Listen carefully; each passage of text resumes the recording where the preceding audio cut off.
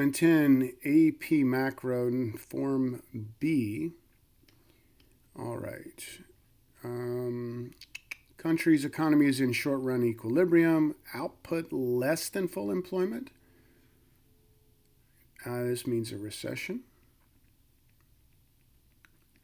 Assume an upward sloping aggregate supply curve. We tend to always do that. Use a correctly by aggregate demand and aggregate supply. Show YF, YE, PLE, output, price level, full employment. So, long run aggregate supply, upward sloping short run aggregate supply, price level, real GDP. We're in a recession, so we draw our aggregate demand in here.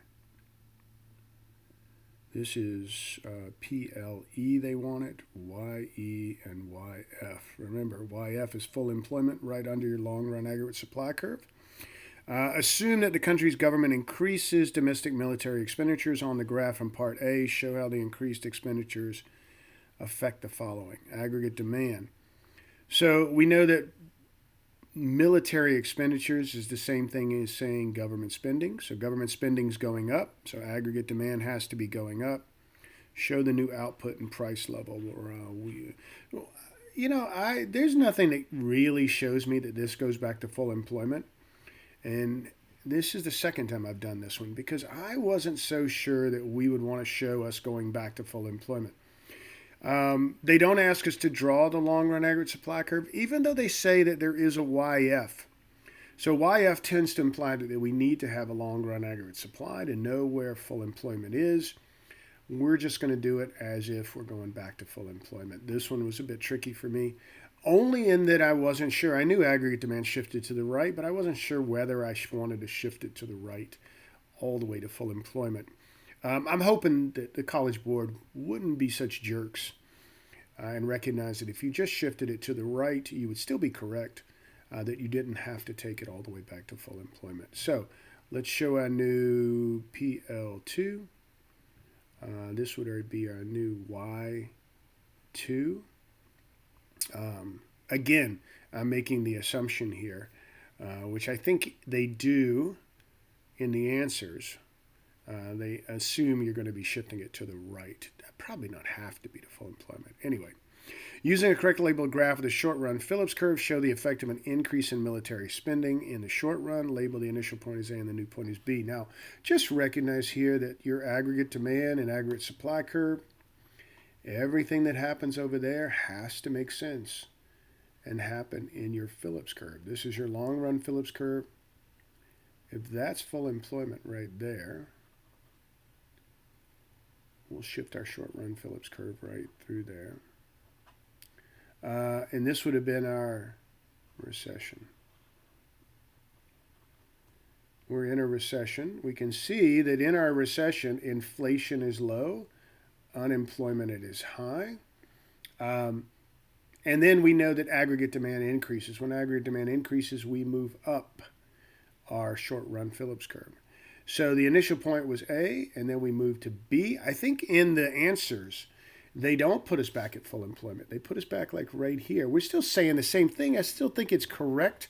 There's some confusion on E here, which I got to and confused me a bit. But I think we could still be okay and say that we're correct here and that we're moving up the curve toward full employment. I think they'd have to give us. We can see that inflation's going up, output's going down as we move from A to B. We're good. I think we're golden. Assume the increase in is financed through government borrowing. This is crowding out. They don't ever say on the FRQs that borrowing and crowding out, but we know it is. Just understand that you should know when government spending goes up, the real interest rate is going up also. This is the crowding out effect. We're going to do it. Just a real quick loanable funds graph here. Supply of loanable funds, demand for loanable funds, real interest rate on the vertical. This is our loanable funds graph. They're not asking us to draw it, but I think it's important to just understand the crowding out effect. That as the government spends, they never take in enough tax revenue to pay for that spending, so they have to borrow. When they borrow, there's less supply of loanable funds in the bank. That's going to drive up the real interest rate. This is just showing what we already know, that the real interest rate is going to go up. As the real interest rate goes up, there's less what we call private investment. Private investment goes down. The reason it goes down is because these higher real interest rates, these investors are what we call crowded out of the loanable funds market.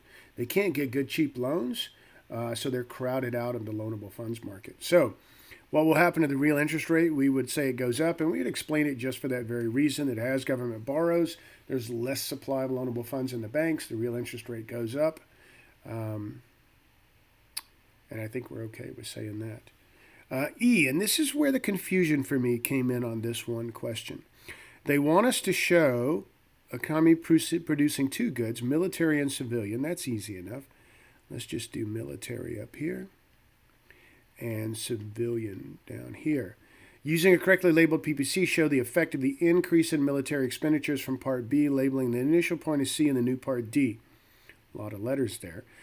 We were initially in a recession. This is our recession inside the curve. Now, what bothers me about the answer for this is they show us moving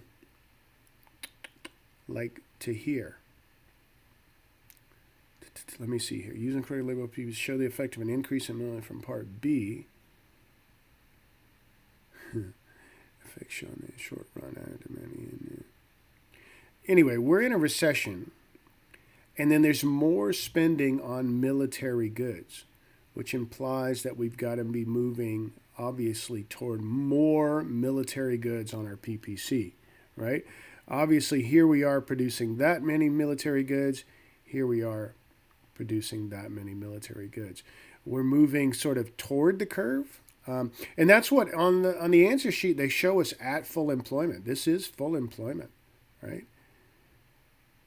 But then I'm not sure that over here they show us at full employment. I think they show us right there for B.